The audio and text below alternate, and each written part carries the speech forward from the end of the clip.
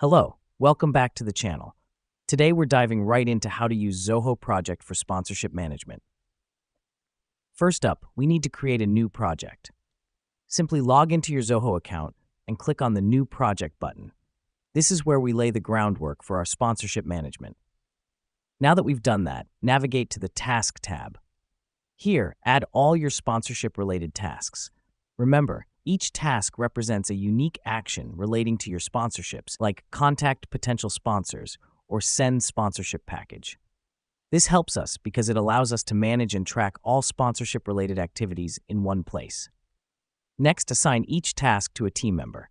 You can do this by clicking on the Assign button next to each task. The reason we do this is to ensure accountability and efficient workflow. Now, let's talk about time tracking. This feature is a lifesaver in Zoho projects. To use it, select a task, click Log Time, and enter the hours spent. This helps us because it allows us to track how much time we're devoting to each sponsorship task. Lastly, we need to utilize the Reports function. Go to the Reports tab and customize your report to include all your sponsorship tasks. This is crucial because it provides a holistic view of your sponsorship management efforts. And there you have it. You've just learned how to use Zoho Project for sponsorship management.